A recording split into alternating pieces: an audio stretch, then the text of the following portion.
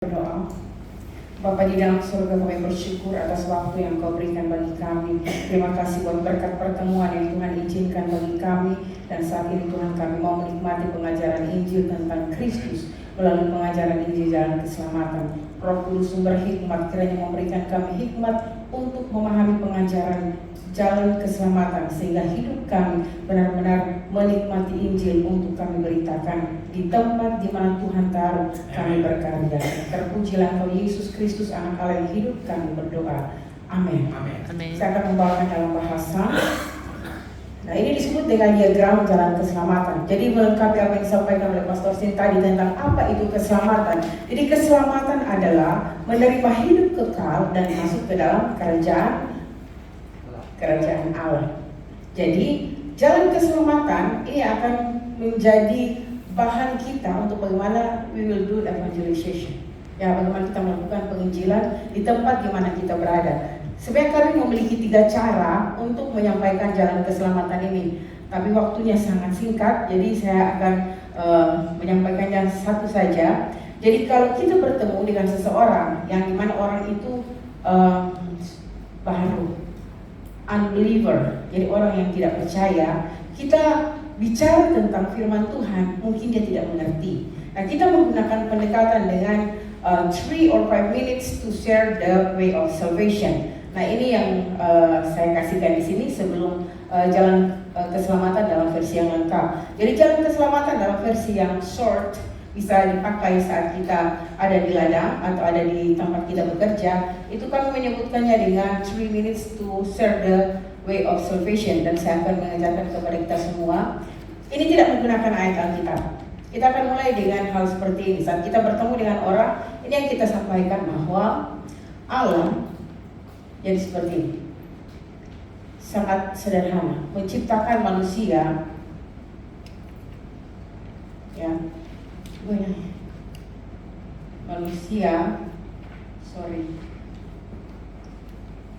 supaya manusia itu bahagia. Kapan manusia berbahagia? Saat manusia itu ada bersama dengan Allah. Ini hanya 3 menit kita menyampaikan ini.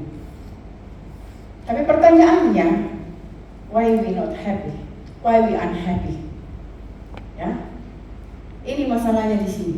Saat manusia satu terpisah dari Allah, yang kedua manusia jatuh dalam dosa, dan yang ketiga manusia itu menjadi budak setan.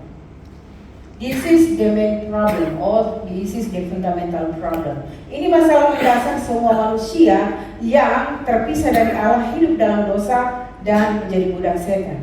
So, what is the solution? Bagaimana cara menyelesaikan ini?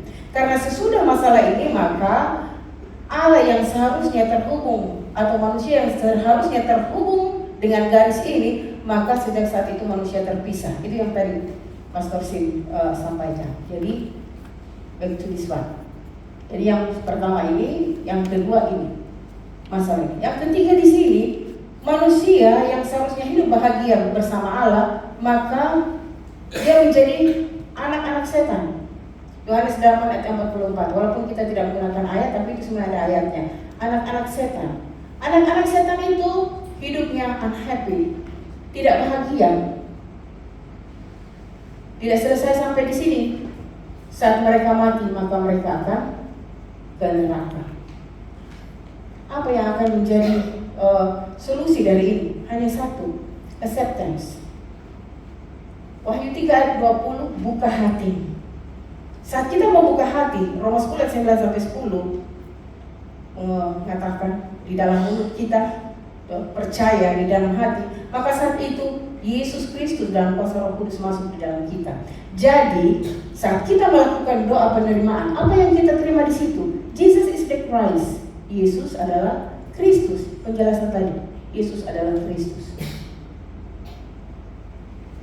Saat Yesus adalah Kristus, melalui doa penerimaan kita terima, maka yang ini, saudara, terpisah, itu diselesaikan oleh Yesus sebagai apa? Nabi sejati.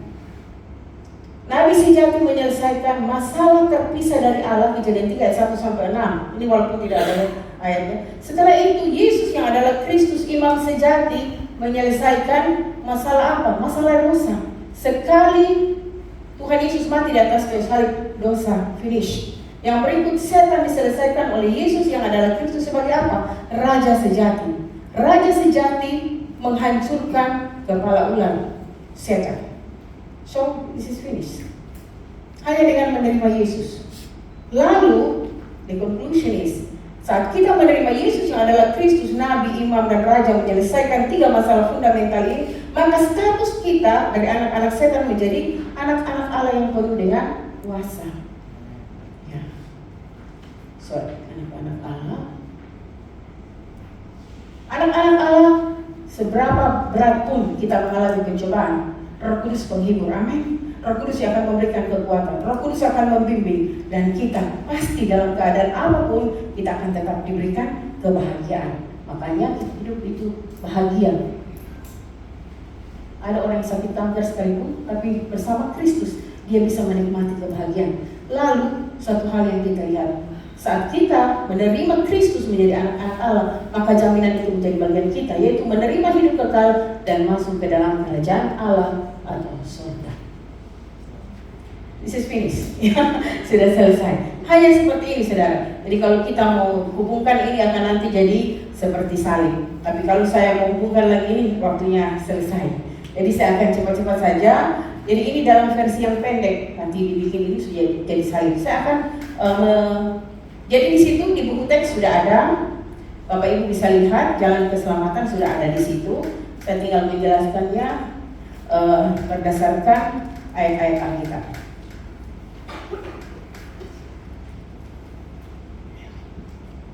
Oke, Yohanes 14 ayat 6 firman Tuhan. Kata Yesus kepadanya, akulah jalan dan kebenaran dan hidup, tidak ada seorang pun yang datang kepada Bapa kalau tidak melalui aku. Makanya Yesus yang menjadi dasar dari pengajaran jalan keselamatan. Dan Kisah Para Rasul pasal 4 ayat 12.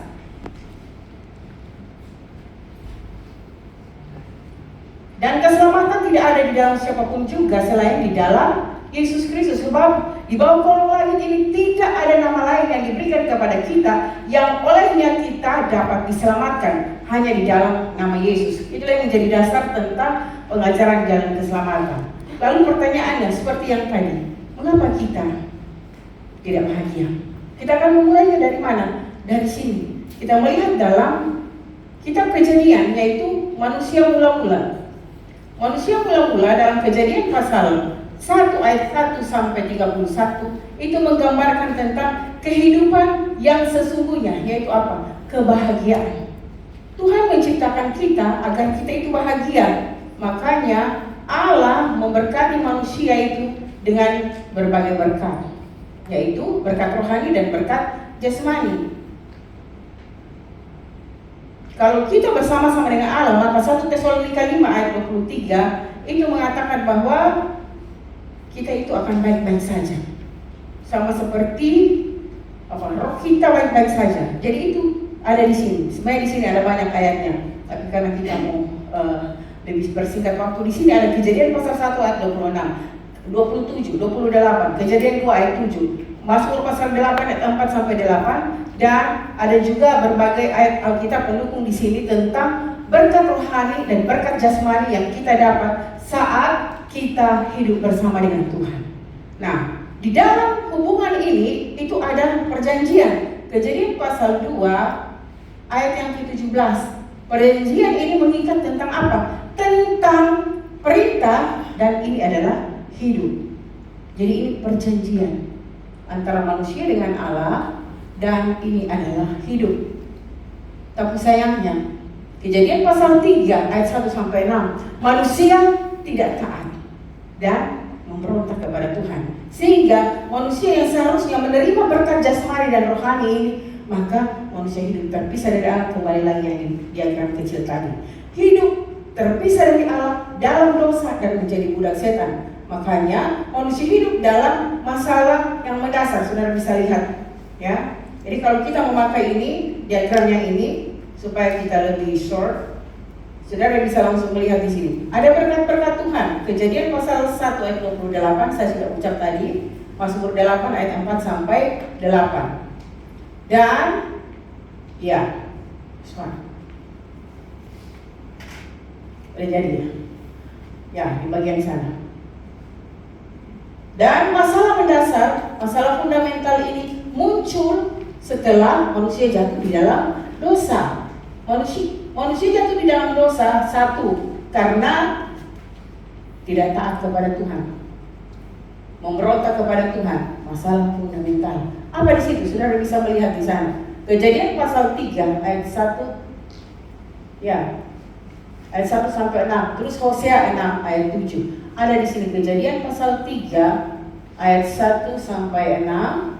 Hosea pasal 6 ayatnya yang ke-7. Dari sinilah masalah itu datang. Apa itu? Yang tadi kita balik lagi ke sini, yaitu masalah terpisah, masalah setan, masalah dosa.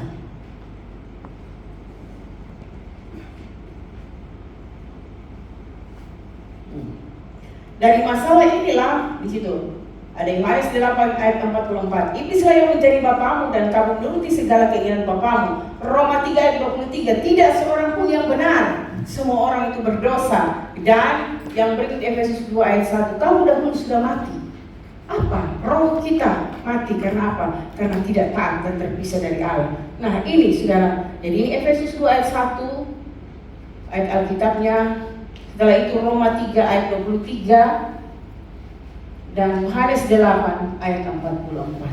Ini yang menjadi masalah mendasar manusia, sehingga manusia tidak hidup bahagia. Dari sinilah maka manusia itu hidup terpisah dari Allah. Kalau kita melihat dari seperti diagram sana, maka dia jadi seperti ini. Ya. Statusnya jadi apa? Anak-anak setan. Ini keadaan manusia yang terpisah dari Allah. Saudara bisa membagikan ini kepada teman-teman agar mereka mengerti tentang jalan keselamatan.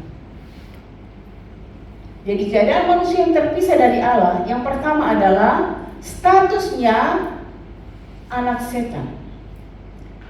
Sini, anak-anak setan. Ya, sana. Yohanes 8 ayat 44. Yang kedua, dalam status sebagai anak-anak setan, maka masalah rohani mulai timbul. Apa itu? Manusia mencari untuk mengisi kekosongan di dalam hatinya, yang mulai mencari ilah-ilah yang mana. Akhirnya penyembahan berhala terjadi. Ke gereja, tapi masih melakukan penyembahan berhala. Nah, ini status masih ada di sini, saudara.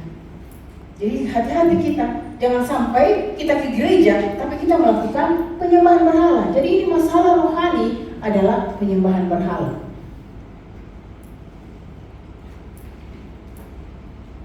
Yang kedua, tidak selesai sampai sini, saudara. Saat kita terus ada di dalam status sebagai anak setan dan hidup dalam penyembahan berhala, maka kita akan mengalami apa yang namanya masalah mental. Banyak orang yang hari-hari ini sakit jiwa, ya. Kita bilang, oh, gila, ya. Dulu dia normal, karena stres, pikirannya terlalu berat, masalahnya tidak dapat diselesaikan, lama-lama sudah bicara sendiri. Akhirnya jadi gila. Nah ini, padahal dibalik dari itu ada roh jahat yang bekerja. Roh jahat yang bekerja, makanya masalah mental, Matius pasal 11 ayat 28, Tuhan Yesus berkata, marilah kepadaku semua yang letih lesu dan berbeban berat, aku akan memberikan kelegaan kepadamu. Kenapa? Yesus tahu bahwa kita benar-benar memiliki kelemahan. Dalam masalah mental ini, kita tidak akan selesai. Saat kita dalam keadaan stres, maka itu akan sampai kepada merusak imun kita. Ya, daya tahan tubuh itu mulai lemah. Akhirnya mulai apa? Ada penyakit, diabetes, sudah mulai. Karena itu mulai merusak jaringan-jaringan kita. Di mana? Masalah fisik. Masalah fisik ini bukan hanya berupa penyakit saja. Apa yang ada di dalam masalah fisik sini? Masalah keuangan, masalah keluarga, masalah anak-anak. Hari-hari ini juga kami hamba Tuhan bergumul dengan kehidupan anak-anak kami. Setan bisa menyerang apa? Menyerang usaha kita. Menyerang apa? Menyerang anak-anak kita. Menyerang apa? Pernikahan kita. Ini disebut dengan masalah fisik. Jadi ini akan turun-turun sampai kepada apa yang kelima di sini adalah masalah sesudah kematian atau masalah sesudah kehidupan. Orang berpikir bahwa saat sudah meninggal atau sudah mati maka masalah sudah selesai. Tidak, saudara. Masalah baru muncul. Apa itu? Apakah kita menerima keselamatan atau tidak? Sudah disampaikan oleh Pastor Sin tadi. Untuk menerima keselamatan, maka kita harus benar-benar percaya menerima Yesus yang adalah Kristus, sehingga kita bisa masuk kepada kerajaan Allah. Masalah sesudah kematian, firman Tuhan itu ada di dalam Lukas pasal 16 ayat 13, Lukas pasal 16 ayat 19 sampai 31, cerita tentang Lazarus dan orang kaya. Jadi surga dan neraka gambarannya itu jelas, ada, jelas. Dan Ibrani 9 ayat 27 mengatakan bahwa manusia itu mati hanya satu kali dan sesudah itu dia akan dihakimi. Jadi tidak ada inkarnasi manusia, tidak ada. Hanya Yesus saja yang inkarnasi. Ya. Yang keenam di sini adalah masalah-masalah ini akan diwariskan kepada anak keturunan. Makanya disebut dengan masalah yang diwariskan. Masalah yang diwariskan kepada anak keturunan kita. Apakah itu berkat, apakah itu kutuk? Semua orang tua mau kan mewariskan apa? Berkat. Tidak mungkin ada orang tua yang mau mewariskan kutuk. Tapi pada kenyataannya banyak orang tua yang memberikan warisan kepada anak-anaknya itu bukan berkat, tapi kutuk. Melalui apa? Penyembahan berhala. Saya telah melihat banyak hal, saudara, karena penginjilan saya adalah misionaris di suku-suku terasing. Begitu banyak, paling banyak itu anak dukun itu gila. Ya, kalau tidak mati muda. Kenapa? Setan itu tidak pernah memberikan gratis powernya. Saat dia memberikan kuasa kepada kita, hati-hati, dia tidak akan pernah gratis. Hanya Yesus yang memberikan gratis keselamatan bagi kita. Amin. Karena itu saudara, masalah-masalah ini, jadi ayat-ayatnya saudara ada di sini, saudara bisa menulisnya semua ini. Nah, masalah ini bagaimana cara menyelesaikannya? Manusia memiliki metode dan manusia membuat metode ini sendiri. Yang pertama adalah agama. Jadi agama itu adalah cara manusia untuk mencari Allah. Sedangkan Injil itu adalah cara Allah untuk mencari manusia. Makanya Injil tidak peduli tentang Kristen Islam. Saya juga melakukan penginjilan, tidak lihat-lihat. Pokoknya siapa saja, when you will accept Jesus Christ, I will enter. Ya, siapapun yang membuka hati, membuka sukunya, membuka gerejanya, saya masuk. Kenapa? Karena saya sedang menyampaikan Injil. Kenapa? Agama ini ibaratnya itu seperti Matius pasal 12 ayat 43 sampai ayatnya yang ke-45. Saudara bisa melihat di sini, saya kayaknya paling dekat di slide-nya ini. Ini Matius 12 ayat 43 sampai 45. Kalau kita beragama dengan rajin tanpa Kristus di dalam, itu ibarat kata rumah itu disapu dengan bersih. Wah, ibadah pagi ada, ibadah siang ada, semua ibadah ada. Tapi salah sedikit, wah, keluar dari kata-kata mutiara, kebun binatang keluar dari. Itu kelihatan bahwa hanya di luar saja.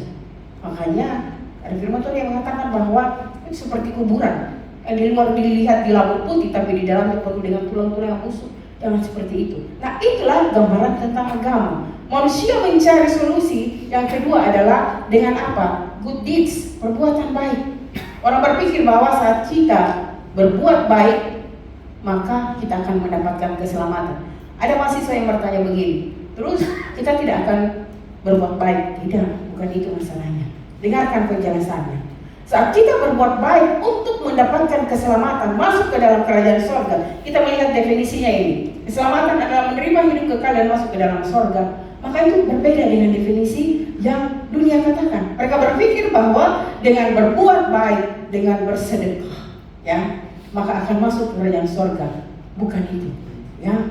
Perbuatan baik, kalau kita melihat Alkitab di sini, maka itu Alkitab mengatakan di Yesaya 64 ayat 4 bilang, perbuatan baik itu seperti kain kotor. Kalau kita melakukan perbuatan baik untuk mencari keselamatan, kita tidak akan mendapatkan dalam perbuatan baik itu. Tapi kita melakukan perbuatan baik karena kita tahu Yesus yang mengajarkan tentang perbuatan baik itu. Nah, saudara, yang ketiga, orang-orang sekarang lebih suka mendengarkan apa? Filsafat.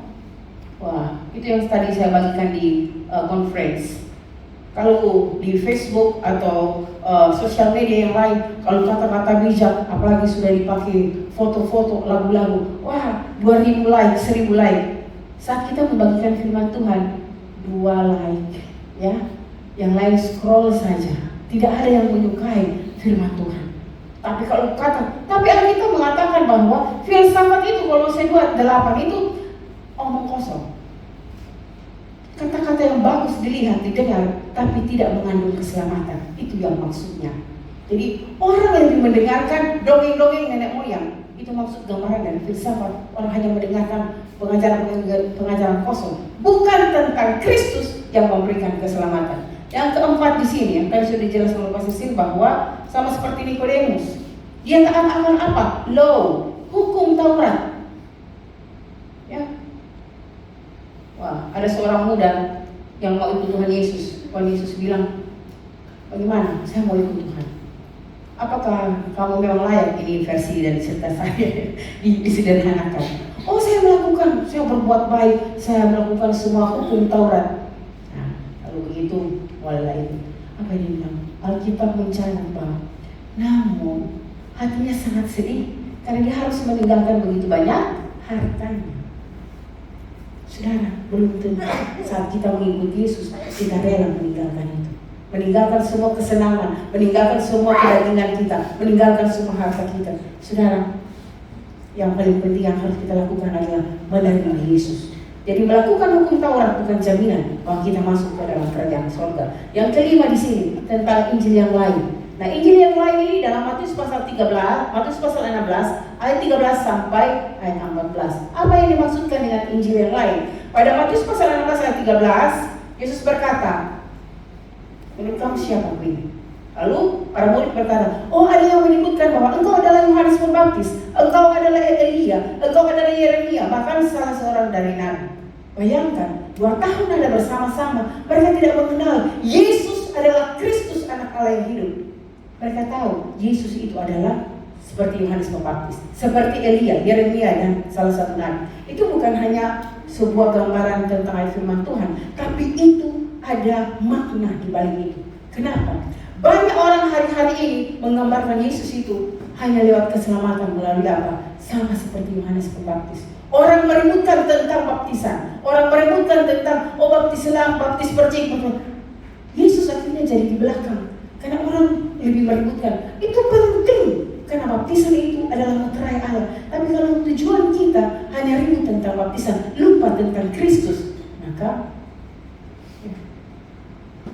Injil yang lain. Itu yang dimaksudkan dengan Yohanes Matius pasal 16 ayat 14. Yang kedua tentang Elia. Kenapa? Mistisism. Ya, Elia itu kalau pengen apa jadi, dia doa jadi.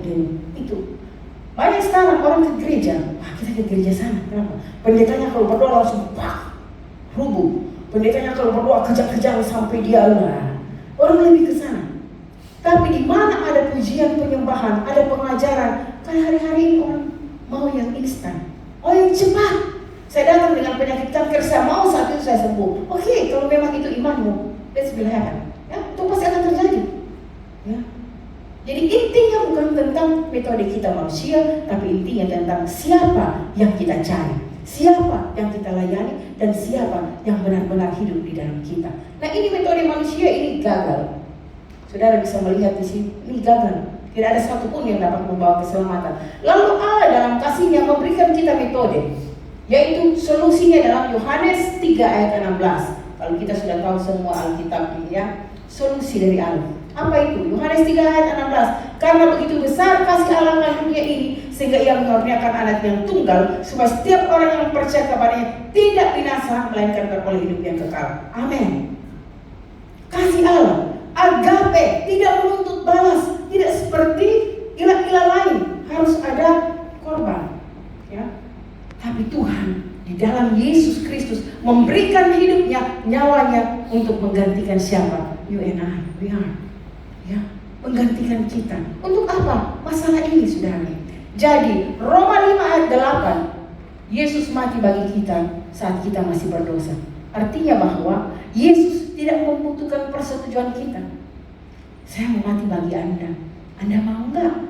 Seperti itu pertanyaan Tuhan Yesus. Tidak. Tapi inisiatif Allah untuk menyelamatkan manusia di dalam kasih Allah. Bapa memberikan anak yang tunggal. Yesus adalah Kristus. Roma 5 ayat 8. Makanya Kristus itu adalah rahasia Allah. 1 Korintus ini saya akan cepat-cepat jadi di sini. 1 Korintus pasal 15 ayat 3 sampai 5. 1 Korintus pasal 15 ayat 3 sampai 5. Apa ini? Kristus adalah rahasia Allah. Yang tadi disampaikan oleh Pastor Sim. Yesus banyak. Bar Yesus orang dukun. Ya. Karena Yesus itu nama. Tapi Yesus tanpa Kristus, that's only name. Itu hanya nama. Kenapa Yesus itu harus lengkap dengan Kristus? Karena Kristus ini adalah jabatan. Sama seperti kami di Indonesia, sekarang presidennya adalah Prabowo. Dulu Prabowo bukan siapa-siapa. Dia hanya Prabowo saja. Tapi setelah dia jadi presiden, Prabowo is our president. Dan dia memiliki kuasa. Kenapa? Bukan di namanya, but in office. Jabatannya, dalam jabatannya. Jadi Yesus di dalam Kristus yang melengkapi karya itu. Yesus adalah Kristus. Makanya tadi itu, kenapa Yesus disebut Kristus? Karena Yesus itu adalah anak Allah. Jadi ini saudara, 1 Korintus 5 ayat 13. Dan semua karya ini telah dibuatkan. Jadi lengkapnya ada di sini, ya. Bagi saya ini hanya percepat saja. Semua sudah dibuatkan. Jadi makanya 66 kitab dalam Alkitab itu semua memuat tentang Yesus yang adalah Kristus. Kenapa? Karena nubuatan ini sudah terjadi. Yesus akan datang. Kristus itu akan lahir. Dan itu ada di dalam Kejadian pasal 3 ayatnya yang ke-15. Keturunan perempuan. Kalau saya melayani saudara-saudara muslim, mereka bilang Yesus sangat haram. Saya bilang salah. Kenapa salah? Jawaban saya begini. Semua yang lahir dari Adam, we have a sin. We are sinners. Karena kita lahir dari Adam yang adalah seorang yang manusia seperti kita. Kenapa harus lahir dari Mary? Ya, dari Maria. Bukan dari persetubuhan dengan Yusuf, tapi lahir mengandung dari Roh Kudus. Kenapa? Agar tidak ada bibit Adam. Jadi kalau kalian mengatakan bahwa Yesus adalah anak-anak, itu salah. Kenapa? Kalau Muhammad, saya gambarkan dengan saya, Muhammad dan saya sama. Kenapa? Karena kami sama-sama manusia, sama-sama lahir dari keturunan Adam. Tapi Yesus lahir dari apa? Perawan Maria. Tidak ada sentuhan dari Yusuf. Ini yang disebut dengan keturunan perempuan. Jadi ini disebut dengan Injil mula-mula. Ini sebenarnya menjadi landasan bagi kita bahwa keturunan perempuan, that is number one. Itu yang pertama yang memberikan jaminan. Yang kedua ada Kejadian 3:21. Apa itu? Saat Adam dan Hawa jatuh ke dalam dosa, yang dilakukan oleh Bapa apa? Memberikan skin garment, ya, kulit binatang. Untuk apa? Untuk menutupi ketelanjangan manusia. Itu ada minimnya, ada artinya. Apa? Untuk menutupi dosa manusia, maka Allah mencurahkan darah anaknya, atau memberikan anaknya untuk darahnya tercurah bagi kita. Kejadian 3:21 ini artinya sangat mendalam, melengkapi keturunan perempuan. Jadi untuk menyelesaikan dosa hanya dapat diselesaikan dengan darah. Tanpa darah tidak akan ada penebusan. Ini nubuatan ini saudara. Yang kedua, Keluaran pasal 3 ayat 18. Di padang gurun, ya, kita tahu benar bahwa Musa membawa bangsa Israel untuk apa? Menyembah Tuhan. Dan disitulah mereka menyembelih domba. Menyembelih untuk apa? Untuk merayakan tentang apa itu Paskah, apa itu pengorbanan. Walaupun Yesus belum mati, tapi gambaran tentang Messiah will coming itu sudah ada mulai dari nubuatan. Yang ketiga itu adalah Yesaya 7 ayat 14. Ini penggenapan nubuat. Ini nubuatan tentang apa? Perempuan muda yang mengandung. Digenapi di mana? Matius pasal 1 ayat 21, 22, 23. Yesus itu lahir. Nah ini nubuatan. Yang kedua adalah penggenapan. Penggenapannya itu saudara yang saya baca tadi. Ya, saudara bisa melihat di sana di ayat-ayat itu penggenapannya ada di sana. Jadi Kristus itu ada mati bagi kita. Jadi kalau saudara bisa melihat di sini Matius 16 ayat 13 sampai 20 sudah dibaca tadi bersama-sama bahwa Petrus mengaku, Yesus engkaulah Kristus Mesias anak Allah yang hidup. Dan saat itu Tuhan Yesus bilang bahwa kau sangat diberkati. Ya. Tidak dibilang engkau pintar, engkau bisa menjawab dengan baik. Tidak, Tuhan Yesus tidak bilang begitu. Tetapi engkau diberkati. Karena apa? Karena yang mengatakan itu bukan kamu, tapi Roh Kudus Allah sendiri yang mengatakan itu. Jadi ini mati penggenapannya di sini. Bukti bahwa Yesus itu adalah Kristus. Matius pasal 16 ayat 13 hingga ayat yang ke-20. Dan yang kedua adalah Kisah Para Rasul pasal 17 ayat 3. Yesus Kristus itulah yang menjadi keselamatan bagi kita. Nah ini saudara, sampai di sini. Kalau yang di bawah sini kita akan melihat bagaimana cara menyelesaikan ini. Jadi ini masih, saudara, kalau ini masalah-masalah ini datangnya dari sini. Terpisah dosa setan. Ini jadi sini, jadi banyak ini. Nah sekarang pertanyaannya, kalau kita menyelesaikan masalah ini tidak dapat menyelesaikan. Kenapa? Karena dasarnya ada di sini. Jadi yang akan kita pikirkan bukan menyelesaikan yang ini, bukan.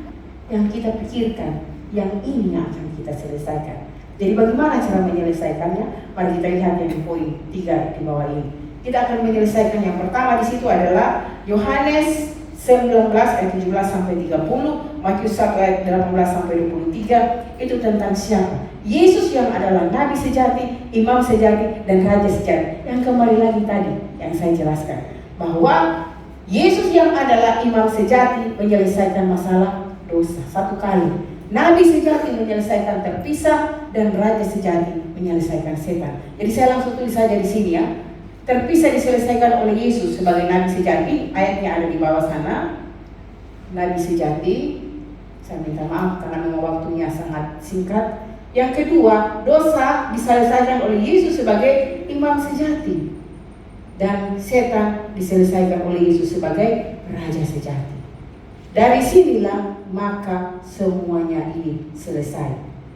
Yang di sini diselesaikan oleh Yesus sebagai Nabi sejati, Imam sejati, dan Raja sejati, maka berkat ini menjadi bagian kita. Saudara bisa berpindah ke poin yang ke-6 di sini. Apa itu? Keselamatan itu adalah kasih karunia Allah. Jadi metode Allah ini adalah keselamatan. Saya langsung saja di sini, keselamatan, kasih karunia. Kasih karunia Allah. Dan yang kedua, Allah memberikan kita dalam Roh Kudus, yaitu apa? Iman. Untuk apa? Untuk percaya. Jadi kalau saudara percaya kepada Tuhan Yesus, sebenarnya itu bukan karena saudara. Roh Kudus itu bukti. Roh Kudus berdiam di dalam saudara. Roh Kudus membimbing saudara. Jadi ini saudara yang di sini. Kasih karunia, iman. Yang kedua, Efesus 2 ayat 8 sampai 9 ya, ini ayatnya. Efesus 2 ayat 8 sampai 9. Yang kedua adalah saat kita menerima Yesus Kristus, ini yang saya bilang, saudara harus dibaptis. Ya. Karena baptisan adalah meterai. Maka di situ Roma pasal 6 ayat 3 sampai 11. Ya, baptisan Roma pasal 6 sudah hampir selesai, ayat 3 sampai 11. Dan yang ketiga, saat kita telah menerima keselamatan di dalam Yesus Kristus, maka kita akan dibimbing oleh Roh Kudus, atau Roh Kudus itu senantiasa berkarya di dalam hidup kita. Saudara, karya Roh Kudus hari-hari ini nyata dalam kehidupan kita. Kenapa? Karena hari-hari ini sudah banyak orang yang lebih berpusat kepada diri sendiri, berpusat kepada kesuksesan dunia, berpusat kepada hal-hal fisik. Kalau Bapak Ibu masih mau ada di sini sampai malam seperti ini, sampai sudah larut seperti ini, saudara, itu harus saudara yakini bahwa Roh Kudus yang membuat Bapak Ibu untuk tetap duduk di sini, walaupun mungkin sudah penat, sudah lapar, ya. Tapi kami sangat bersemangat untuk menyampaikan Injil ini bagi Bapak Ibu saudara. Dan kita percaya Roh Kudus berkarya di dalam kehidupan kita. Amin. Karena itu kita semua bisa ada di sini, dan kita menerima kepenuhan Roh Kudus ini melalui karya karya Kristus yang telah memberikan keselamatan bagi kita. Kalau saudara bisa membaca di sini Efesus pasal 1 ayat berapa di sana? Ayat 3. Ayat berapa? 13. Efesus pasal 1 ayat yang ke-13. Yang kedua adalah Efesus pasal 4 ayat 3. Oke, ini saudara. Yang terakhir, poin yang terakhir di bagian sana. Ya, apa itu? Status kita sebagai anak-anak Allah, maka kita akan menerima berkat ini. Ya, berkat sebagai anak-anak Allah. Kalau saya melakukan pengajaran tadi, itu ada 7 berkat. Ya, yang pertama adalah status kita diubahkan menjadi anak-anak Allah. Status dari anak-anak setan, maaf ya saudara, ini Yohanes 8 ayat 44, maka kita menjadi anak-anak Allah yang penuh dengan kuasa. 1 Korintus pasal 2 ayat 12. Ayat 12. Yang berikut di sini, kita di Roh Kudus berdiam. Jadi 1 Korintus 3 ayat 16. Tidak tahukah kamu bahwa tubuhmu adalah bait Allah dan Roh Allah berdiam di dalam kamu. Jadi di dalam kita ada Roh Allah yang berdiam. Dan yang berikut di sini adalah Roh Kudus itu membimbing. Di sana di dalam Yohanes pasal 14 ayat 16 sampai 17. Roh Kudus itu membimbing kita. Dan yang ketiga di situ adalah Roh Kudus berkarya. Kisah Para Rasul pasal 1 ayat yang ke-8. Roh Kudus berkarya. Firman Tuhan, jikalau Roh Kudus turun atas kamu, kamu akan menjadi saksiku dari Yerusalem, Yudea, Samaria sampai kepada ke ujung bumi. Yang kedua di sini, selain status diubahkan, maka kita memiliki yang kedua di sini adalah otoritas. Otoritas tentang apa? Tentang kuasa Allah di dalam kehidupan kita. Jadi kalau anak-anak Tuhan takut setan, takut setan, wah itu ada pertanyaan. Kenapa? Roh yang ada di dalam kita lebih besar dari roh yang ada di dunia ini. Makanya kita harus benar-benar menerima apa? Menerima Yesus Kristus di dalam hidup kita. Yohanes pasal 1 ayatnya yang ke-12 firman Tuhan. Yohanes pasal 1 ayat yang ke-12. Setiap orang yang menerimanya diberikan kuasa untuk menjadi anak-anak Allah. Jadi kita punya kuasa. Kalau kita lihat Matius pasal 28 ayat 16 sampai 20, Tuhan Yesus berkata bahwa kepada Tuhan Yesus telah diberikan kuasa di surga dan di bumi. Jadi kuasa itu ada di dalam nama Yesus. Kuasa di surga, kuasa di bumi itu sudah diberikan di dalam nama Tuhan Yesus. Dan kuasa itu harus kita klaim bahwa sebagai anak-anak Tuhan kita memiliki kuasa itu. Yang berikut di sini adalah otoritas. Ya, di bagian sini pertama adalah mengikat setan. Nah ini yang Pak Weli bilang tadi. Kenapa mengikat setan? Karena hari-hari ini setan semakin banyak. Setan yang paling banyak adalah di media sosial. Ya, bangun pagi seharusnya mau doa pagi, sudah buka Facebook duluan. Wah, sudah terus lihat begini. Wah, jam doa pagi sudah selesai. Sudah waktunya untuk memasak. Saat masak, lihat reels makanan, dia lihat, waduh sudah lupa masak. Akhirnya sudah jam bekerja, masak lewat. Suami datang, mana sarapan? Tidak ada, berat, lagi rumah tangga. Ya, setan ada di media sosial hari-hari ini. Kenapa? Wasting time, waktu hanya terbuang untuk hal-hal yang bukan dari Tuhan. Saudara perlu tahu, Facebook itu yang punya adalah 3 organisasi yang sudah dibicarakan kemarin di konferensi oleh Pastor Sim. 3 organisasi ini memegang seluruh dunia ini. Semua kekayaan uang ini ada pada mereka. Itu organisasi Yahudi, ada New Age, New Age Movement, dan yang ketiga ada Freemason. Mereka memegang semua itu, saudara. Dan itu yang disebut dengan setan-setan masa kini. Jadi setan-setan bukan lagi seperti di Indonesia, pocong, kuntilanak, ya, suster ngesot, bukan. Setan-setan itu berevolusi. Pintar mereka. Lewat apa? Media sosial, TikTok dan sebagainya. Wah, kalau sudah pegang TikTok sudah lupa itu semua. Yang ini sudah. Nah, kuasa ini diberikan kepada kita untuk apa? Mengikat ular dan kalajengking. Lukas pasal berapa sana? Lukas pasal 10 ayat 19. Kita diberikan kuasa. Yang kedua, kita diberikan kuasa untuk apa? Di sana. Ibrani 1:16, menerima perlindungan malaikat. Ini saudara, supaya saudara tidak terlalu tiba-tiba mau tidur, saya mengaktifkan saudara. Ibrani pasal 1 ayat 14 berkata begini, bukankah mereka itu adalah roh-roh yang melayani, yang diperintahkan untuk melayani orang-orang yang menerima keselamatan. Amin. Jadi saudara, your bodyguard is not man, your bodyguard is angel. Amin. Ya. Jadi driving car, berjalan kaki, di sekolah, di mana saja, we believe our bodyguard is angel. Perlindungan malaikat ini ada, sempurna. Dan saya sudah melihat banyak hal terjadi. Dari 2019, saya dipanggil Pastor Sin untuk ikut pelatihan dan dipersiapkan jadi misionaris Indonesia. Perlindungan malaikat ini, saya lihat dengan mata kepala sendiri bagaimana saya dilalukan, ya.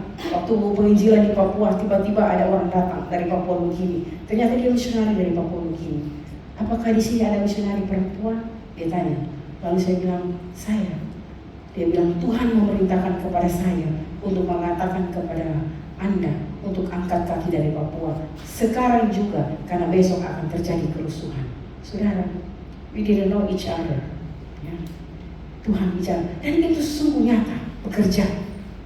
Jadi, supaya karya itu nyata, mari kita lakukan penginjilan. Karena saat kita melakukan penginjilan, akan terlihat semua ini, saudara. Kalau saudara tidak melakukan penginjilan, ini hanya seperti saya sedang mendongeng. Ya, tapi kalau saudara melakukan penginjilan, maka ini akan terlihat nyata, saudara. Perlindungan malaikat. Yang ketiga di sini adalah Filipi 3 ayat 20, itu tentang jaminan kewargaan kita, yaitu warga kerajaan surga. Jadi KTP kita sebenarnya bukan dunia ini. KTP kita adalah kerajaan surga. Kalau kita warga kerajaan surga, maka kita akan menerima supply dari kerajaan surga. Ya. Kenapa hari-hari ini kita khawatir? Kenapa hari-hari ini kita takut? Padahal Tuhan sudah bilang, jangan takut, jangan khawatir. Tapi kenapa? Kenapa? Karena kita tidak tahu. Status kita adalah anak-anak Allah yang penuh dengan kuasa. Yang keempat di sini adalah kita melakukan penginjilan dunia. Matius pasal 16. Benar kan? Matius pasal 28 ayat 16 sampai ayatnya ke 12. Ya. Kalau ayat 18 sampai 20 hanya di bagian akhirnya, tapi saya ambil dari atas karena ada kalimat Tuhan Yesus di atas ini. Kepadaku telah diberikan kuasa di surga dan di bumi. Ini yang saya bilang kepada kita. Kalau kita percaya Yesus adalah Kristus, kuasa itu sudah diberikan juga kepada kita. Untuk apa? Untuk melakukan penginjilan dunia. Dari sinilah maka kita akan menerima ini yang di bawah ini. The last point is 5 jaminan atau 5 keyakinan. 5 jaminan ini, saudara, itu akan kita terima saat kita benar-benar percaya bahwa kita ini adalah anak-anak Tuhan. Yang pertama adalah jaminan keselamatan. Nah, saudara bacakan ayatnya, 1 Yohanes pasal 5 ayat sampai. Yang kedua, jaminan yang kedua yang kita terima di sini adalah jawaban doa. Wah, masih semangat ya? Oke, ayat firman Tuhan ya. 16 ayat 24. Yang ketiga jaminan bimbingan Roh Kudus. Seperti ini ya. Jadi ini luar biasa. Kenapa? Kita memiliki 7 berkat dan kita memiliki jaminan. Kalau dijamin berarti kita tidak usah takut. Amsal pasal 36 ayat 5 sampai ayat 6. Yang keempat, pengampunan dosa. Ayat Alkitabnya ya 1 Yohanes pasal. Dan yang terakhir ini adalah jaminan kemenangan. 1 Korintus. Pencobaan-pencobaan yang kamu alami adalah pencobaan biasa yang tidak melebihi apa? Kekuatan kita. Jadi kalau hari-hari ini kita mengalami pergumulan, mengalami penderitaan, Saudara, saya menutup ini. Tanggal 30 saya berangkat dari Manado. Tiba-tiba anak saya harus dilarikan ke rumah sakit. Anak saya akan dioperasi hari Senin, tapi hari Minggu itu saya harus pimpin ibadah di Bekasi. Saudara, saya mungkin ibu yang paling kejam. Anak dalam keadaan sekarat saya tinggalkan untuk pelayanan dan bisa sampai di sini. Jadi untuk sampai di sini saya harus meninggalkan anak saya di rumah sakit yang akan dioperasi. Tapi tahu tidak apa yang Tuhan lakukan? Operasi tidak terjadi. Tubuh anak saya bersih, semua penyakit bersih, dan akhirnya setelah 4 hari keluar dari rumah sakit, dinyatakan sembuh tanpa operasi dan semua jaringan-jaringan yang rusak itu sembuh. Kenapa? Yesus Kristus diutamakan. When we work with Jesus, Jesus will handle everything. Right? Jadi saudara, ini sudah saya sampaikan. Makanya saya bilang, mari menginjil saudara. Kenapa? Saat kita menginjil, kita akan melihat bukti itu nyata. Bukti apa? Tentang keselamatan. Amin. Tuhan Yesus memberkati. Amin.